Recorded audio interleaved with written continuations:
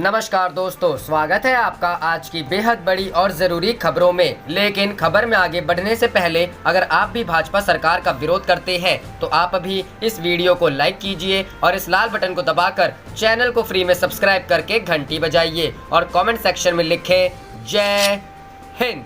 रुख करते हैं पहले खबर की तरफ। नीतीश पर हमलावर है चिराग पासवान, क्या एनडीए से नाता तोड़ेगी एलजेपी? जी हां दोस्तों, बिहार विधानसभा चुनाव का सियासी तापमान जैसे जैसे बढ़ रहा है वैसे वैसे नीतीश कुमार पर लोक जनशक्ति पार्टी प्रमुख चिराग पासवान हमलावर होते जा रहे हैं। चिराग पासवान ने इस बार गोपालगंज के 70 घाट पुल के ध्वस्त हो जाने को लेकर मुख्यमंत्री नीतीश कुमार के भ्रष्टाचार पर जीरो टॉलरेंस नीति पर सवाल खड़े किए हैं। ऐसे में क्या एलजेपी बिहार में एनडीए से अलग होने का मन तो नहीं बना रही है? बिहार में एनडीए के बीजेपी, जेडीयू और एलजेपी के बीच सब कुछ ठीक नहीं चल रहा है। एनडीए में नीतीश कुमार के चेहरे को लेकर बीजेपी ने भले ही हरी झंडी दे दी है, लेकिन चिराग पासवान के तेवर को देखकर नहीं लगता है कि एलजेपी सहमत है। एक तरफ एलजेपी 94 सीटों पर चुनाव लड़ने की तैयारी का ऐलान करती है तो दूसरी तरफ नीतीश कुमार पर हमलावर भी नजर आ रही है। बिहार के गोपालगंज के 70 घाट पुल के ध्वस्त हो जाने को लेकर चिराग पासवान ने ट्वीट कर नीतीश कुमार पर निशाना साधा है। उन्होंने कहा कि 264 करोड़ की लागत से बने पुल का एक हिस्सा ध्वस्त हो गया है। जनता के पैसे से किया कोई भी कार्य पूरी गुणवत्ता से किया जाना चाहिए था। इस तरह की घटनाएं जनता की नजर में जीरो टॉलरेंस पर सवाल उठाती है। एलजेपी मांग करती है कि उच्च स्तरीय जांच कर जल्द दोषियों पर कड़ी कार्रवाई करे। चिराग पासवान ने पहली बार नीतीश कुमार पर सवाल नहीं खड़े किए हैं। इसके पहले भी नीतीश से नाराज चिराग पासवान कई बार गठबंधन धर्म के विरुद्ध जाकर बयानबाजी कर चुके हैं। हाल ही में दिल्ली में एलजेपी के संसदीय बोर्ड की बैठक में यह कहा गया था कि एलजेपी बिहार में 94 सीट पर चुनाव लड़ने के लिए तैयार है। इसके अलावा बाकी सीटों पर भी एलजेपी की तैयारी चल रही है। इससे साफ जाहिर है कि एनडीए में सीट शेयरिंग को लेकर सहमति नहीं बन रही है। चिराग पासवान में आरजेडी नेता और नेता प्रतिपक्ष तेजस्वी यादव के सुर में सुर मिलाते हुए बिहार विधानसभा चुनाव टालने की वकालत कर चुके हैं। चिराग पासवान के इस रवैये पर इशारों में डिप्टी सीएम सुशील कुमार मोदी भी कई बार नसीहत देने की कोशिश कर चुके हैं। इसके बावजूद चिराग पासवान लगातार नीतीश कुमार पर सवाल खड़े कर रहे हैं। रुख करते हैं अगली खबर की तरफ। गोपालगंज पुल पर बवाल, तेजस्वी बोले सच बताने वाले ग्रामीणों पर केस दर्ज कर रही सरकार। जी हां दोस्तों, बिहार के गोपालगंज में 70 घाट के पास छोटे पुल की अप्रोच सड़क ढहने के मामले में ग्रामीणों पर एफआईआर दर्ज की गई। इस पर राष्ट्रीय जनता दल नेता तेजस्वी यादव ने एक वीडियो ट्वीट करके कहा कि अब निर्लज्ज भ्रष्ट सरकार ग्रामीणों पर ही केस दर्ज कर रही है कि वो मीडिया को सच क्यों बता रहे हैं। तेजस्वी यादव ने वीडियो ट्वीट करके कहा कि 264 करोड़ की लागत से बने पुल के ढहने से पहले ग्रामीणों ने आगाह किया था, लेकिन भ्रष्टाचारी नीतीश सरकार की कहां आंख खुलने वाली थी। पुल ढहेगा तभी न भ्रष्टाचार करेंगे। वीडियो देखिए। अब निर्लज्ज भ्रष्ट सरकार ग्रामीणों पर ही केस दर्ज कर रही है कि वो मीडिया को सच क्यों बता रहे हैं। इससे पहले तेजस्वी यादव ने कहा था 8 वर्ष में 263.47 करोड़ की लागत से निर्मित गोपालगंज के 70 घाट पुल का 16 जून को नीतीश जी ने उद्घाटन किया था। आज 29 दिन बाद यहाँ पुल ध्वस्त हो गया। खबरदार, अगर किसी ने इसे नीतीश जी का भ्रष्टाचार कहा तो 263 करोड़ तो सुशासनी मुंह दिखाई है। इतने की तो इनके चूहे शराब पी जाते हैं। छोटे पुल का अप्रोच सड़क ढहने के मामले में 3 अलग अलग एफआईआर लिखी गई है। बैकुंठपुर थाने से सीईओ, ठेकेदार और पुल निगम के इंजीनियर ने एफआईआर दर्ज कराई है। सीईओ ने जिला परिषद सदस्य रवि रंजन उर्फ विजय बहादुर के साथ समर्थकों पर लॉकडाउन तोड़ने की एफआईआर दर्ज कराई है।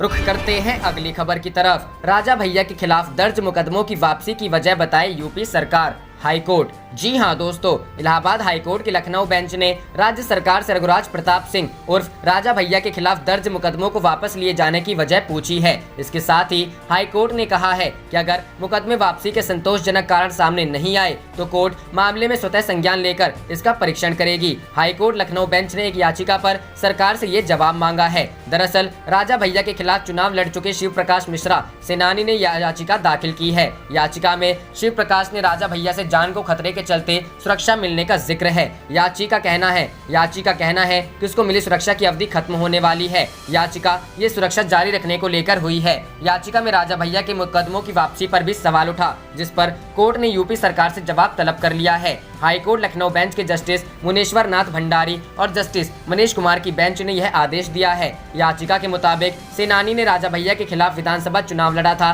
और उसे राजा भैया से जान का खतरा है, लिहाजा याची को शासन की ओर से सुरक्षा सुरक्षा मिली हुई थी, जिसकी अवधि समाप्त हो रही है। सुरक्षा को जारी रखने के लिए सेनानी ने कई बार प्रत्यावेदन दिया था, लेकिन उस पर कोई फैसला नहीं लिया जा रहा था। रुख करते हैं अगली खबर की तरफ। योगी सरकार को घेरते हुए प्रियंका ने कहा, झूठे दावों की जगह पारदर्शी व सुदृढ़ नीति अपनाएं। जी हां दोस्तों, उत्तर प्रदेश में कोरोना के बढ़ते संक्रमण को देखते हुए कांग्रेस महासचिव प्रियंका गांधी वाड्रा ने योगी सरकार पर निशाना साधा है। उन्होंने कहा कि राज्य में सरकारी व्यवस्था पूरी तरह चरमरा गई है। कोरोना मरीजों को बेड नहीं मिल रहे, एम्बुलेंस में उन्हें घंटों चक्कर काटने पड़ रहे हैं। ऐसे में जरूरी है कि सरकार दावे करने के बजाय लोगों को सहूलियतें मुहैया कराने में ज्यादा ध्यान दे। प्रियंका गांधी ने शुक्रवार को ट्वीट कर कहा, लखनऊ में बैठकर ही यूपी सरकार कोरोना से लड़ने के बड़े बड़े दावे करती है, लेकिन वहीं से 2 किलोमीटर में उनके दावों की पोल खुल रही है। राज्य में कोरोना संक्रमितों की संख्या लगातार बढ़ रही है। ऐसे में सरकार के झूठे दावों की बजाय सुदृढ़ व पारदर्शी नीतियों से काम लेना होगा। अपने ट्वीट के साथ कांग्रेस नेता ने एक समाचार चैनल का वीडियो भी साझा किया है, जिसमें अस्पतालों में बेड की कमी की बात बताई गई।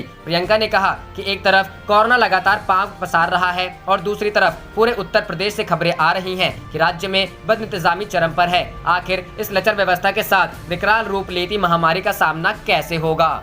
रुख करते हैं अगली खबर की तरफ। राजस्थान के संग्राम में ऑडियो की लड़ाई, कांग्रेस ने की केंद्रीय मंत्री की गिरफ्तारी की मांग। जी हां दोस्तों, राजस्थान में कांग्रेस के भीतर जो लड़ाई चल रही है, अब वो लगातार बढ़ती जा रही है। शुक्रवार को कांग्रेस पार्टी ने एक बार फिर सचिन पायलट गुट और भारतीय जनता पार्टी के नेताओं पर अशोक गहलोत सरकार को गिराने का आरोप लगाया। कांग्रेस नेता रणदीप सुरजेवाला ने इस दौरान 2 ऑडियो का जिक्र किया, जिसमें कथित तौर पर केंद्रीय मंत्री गजेंद्र सिंह शेखावत और बागी कांग्रेस विधायक भंवर लाल शर्मा के बीच पैसों के लेन देन को लेकर बात हो रही है। गुरुवार को रणदीप सुरजेवाला ने प्रेस कॉन्फ्रेंस की। इस दौरान उन्होंने कहा, आज बीजेपी राजस्थान की सरकार गिराने की कोशिश कर रही है। इसके कुछ ऑडियो भी सामने आ रहे हैं, जिसमें राजस्थान के कांग्रेस विधायकों को खरीदने की कोशिश की जा रही है। कांग्रेस नेता बोले, केंद्रीय मंत्री गजेंद्र सिंह शेखावत इस पूरी साजिश में शामिल है। उन पर तुरंत FIR दर्ज होनी चाहिए और गिरफ्तारी की जानी चाहिए। जांच में सामने आना चाहिए कि केंद्र सरकार के कौन से व्यक्ति इस पूरी प्रक्रिया में शामिल है।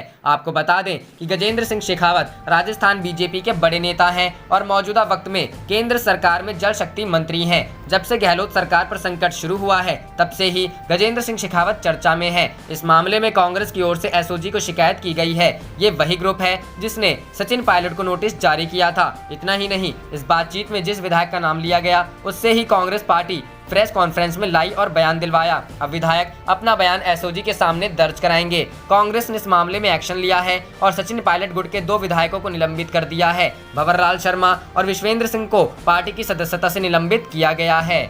रुख करते हैं अगली खबर की तरफ। कांग्रेस नेता रणदीप सुरजेवाला ने प्रेस कॉन्फ्रेंस कर कहा, बीजेपी सत्ता लूटने का कर रही काम। जी हां दोस्तों, राजस्थान के सियासी घमासान के बीच कांग्रेस ने आज प्रेस कॉन्फ्रेंस कर बीजेपी को जमकर घेरा। राजस्थान के पहले मध्य प्रदेश और कर्नाटक के सत्ता परिवर्तन का जिक्र करते हुए कांग्रेस प्रवक्ता रणदीप सुरजेवाला ने भारतीय जनता पार्टी को हर मोर्चे पर घेरने की कोशिश की। उन्होंने कहा कि कोरोना महामारी बीचों बीच मध्य प्रदेश में भाजपा ने सरेआम प्रजातंत्र का चीरहरण कर डाला। जब पूरा देश कोरोना महामारी से जूझ रहा है, तो मोदी सरकार और भाजपा ITC मानेसर से कर्नाटक तक कांग्रेस विधायकों को उठाकर सरकार गिराने की साजिश कर रही है। मणिपुर, उत्तराखंड, अरुणाचल प्रदेश, गोवा, कर्नाटक, महाराष्ट्र, मध्य प्रदेश के बाद सत्ता लूटने का खुला खेल अब राजस्थान में खेला जा रहा है। कोरोना केस 10 लाख पार कर चुके हैं। चीन ने भारत की सीमा पर जबरन कब्जा कर रखा है। प्रदेश सेवा की बजाय मोदी सरकार सत्ता की हवस मिटा रही है। कांग्रेस प्रवक्ता रणदीप सुरजेवाला ने कहा, पिछले एक महीने से विधायकों की खरीद फरोख्त की कोशिश चल रही है। SOG जांच भी कर रही है।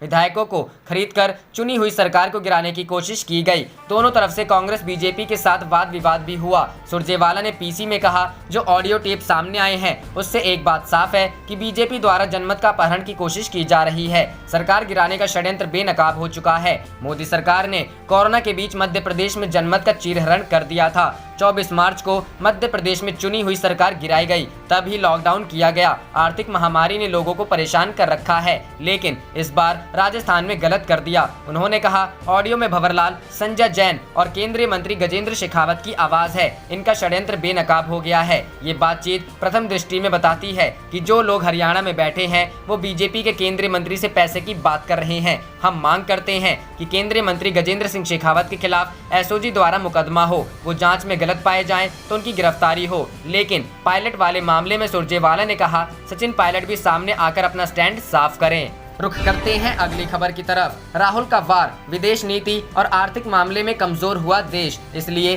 चीन आक्रामक। जी हां दोस्तों, कांग्रेस नेता राहुल गांधी ने शुक्रवार को भारत और चीन विवाद को लेकर एक वीडियो ट्वीट किया। इस वीडियो में राहुल गांधी बेबाकी से अपनी राय रख रहे हैं। कांग्रेस नेता राहुल गांधी ने कहा कि सवाल उठता है कि आखिरकार चीनियों ने यही वक्त क्यों चुना। राहुल गांधी ने अपने इस वीडियो में अर्थव्यवस्था, पड़ोसियों के साथ संबंध और विदेश नीति पर खुलकर अपनी बात रखी। राहुल गांधी ने कहा कि अभी भारत की इसमें क्या स्थिति है जो चीन को ये कदम उठाने की इजाजत मिल गई। ऐसा क्या हो गया कि चीन को विश्वास हो गया कि वो ऐसा कदम उठा सकता है। अपने वीडियो संदेश में कांग्रेस नेता राहुल गांधी ने कहा कि इस मामले को समझने के लिए कई चीजों को समझना होगा।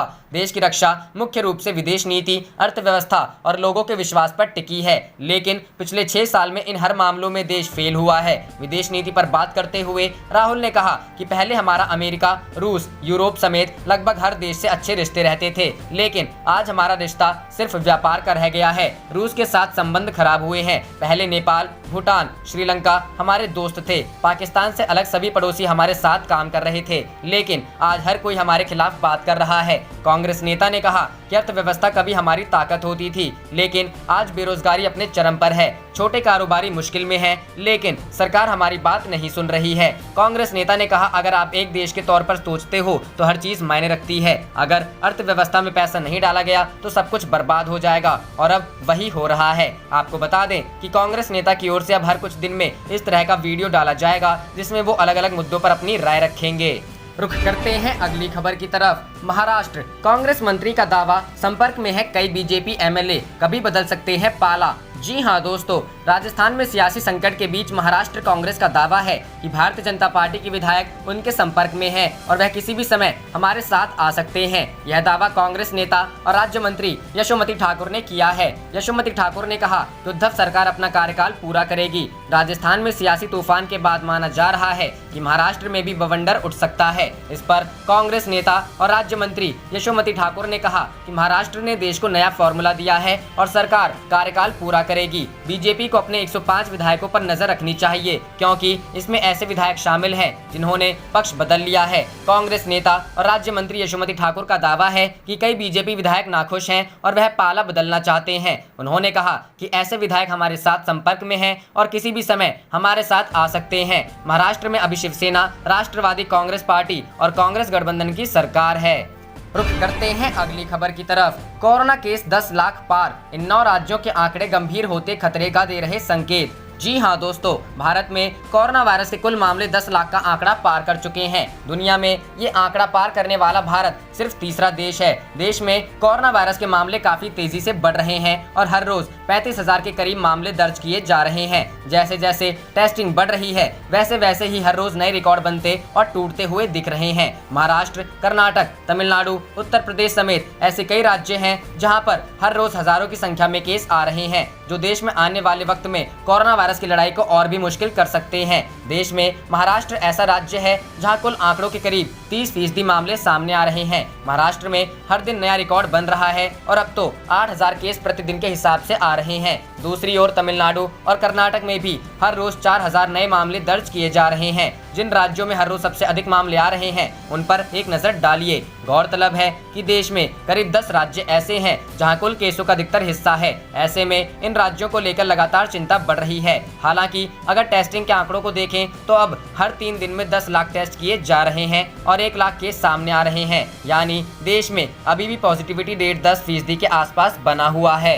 रुख करते हैं अगली खबर की तरफ। 264 करोड़ का पुल ध्वस्त, चिराग पासवान ने उच्च स्तरीय जांच और कार्रवाई की मांग की। जी हां दोस्तों, बिहार के गोपालगंज जिले में 264 करोड़ रुपए की लागत से बना पुल 1 महीने में नहीं टिक पाया और 29वें दिन ध्वस्त हो गया। इस मामले पर राजनीतिक बयानबाजी भी खूब हो रही है। पुल ढहने की घटना को लेकर अब तक विपक्ष के निशाने पर रही नीतीश सरकार पर अब अपने ही सवाल उठा रहे हैं। लोक जनशक्ति पार्टी के अध्यक्ष चिराग पासवान ने इस मामले में उच्च स्तरीय जाँच और दोषियों के खिलाफ कार्रवाई की मांग की है। चिराग पासवान ने इस मामले पर ट्वीट करते हुए गुरुवार को लिखा, 264 करोड़ की लागत से बने पुल का एक हिस्सा आज ध्वस्त हो गया है। जनता के पैसे से किया कोई भी कार्य पूरी गुणवत्ता से किया जाना चाहिए था। इस तरह की घटनाएं जनता की नज़र में जीरो करप्शन पर सवाल उठाती है। लोजपा मांग करती है उच्च स्तरीय जांच कर जल्द दोषियों पर कड़ी कार्रवाई करे। इससे पहले बिहार विधानसभा में नेता प्रतिपक्ष तेजस्वी यादव ने भी बिहार सरकार पर निशाना साधा। उन्होंने कहा कि 263 करोड़ से 8 साल में बना लेकिन मात्र 29 दिन में ढह गया पुल।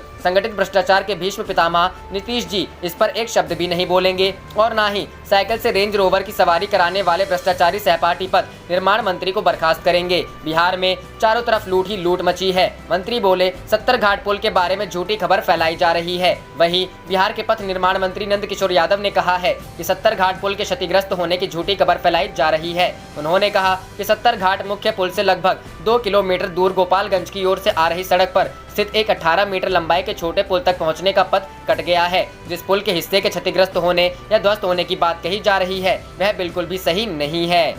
रुख करते हैं अगली खबर की तरफ। पुल टूटने पर नीतीश के मंत्री ने दिया बेतुका बयान, कहा प्राकृतिक आपदा में पुल टूट जाते हैं। जी हां दोस्तों, बिहार के गोपालगंज में 70 घाट मुख्य पथ को जोड़ने वाले पुल के ढह जाने के बाद सरकार की तरफ से पथ निर्माण मंत्री नंद किशोर यादव ने सफाई दी है। यादव ने कहा है कि प्राकृतिक आपदा है, इसमें सड़कें बहना और पुल टूटना आम बात है। नंद किशोर यादव ने दी सफाई। इसके अलावा नंद किशोर यादव ने कहा है कि 70 घाट का पुल पूरी तरह सुरक्षित है। बांध के अंदर एक पुल का अप्रोच रोड बह गया है। यह एक प्राकृतिक आपदा है, इसमें सड़कें और पुल बह जाते हैं। वह कहते हैं कि 70 घाट पर 3 ब्रिज हैं। 2 किलोमीटर दूर छोटे ब्रिज का अप्रोच रोड टूट गया है। पूरे 70 घाट पुल को कोई नुकसान नहीं हुआ है। 16 जून को हुआ था उद्घाटन। बता दें, इस पुल का उद्घाटन 16 जून को मुख्यमंत्री नीतीश कुमार ने स्वयं किया था। इस पुल को 70 घाट महासेतु के नाम से जाना जाता था। इस पुल के ढहने का कारण बताया जा रहा है पानी का तेज बहाव। बताया गया है कि यह पुल पानी को दबाव नहीं झेल सका और 1 महीने से भी कम समय में ही गिर गया। इसमें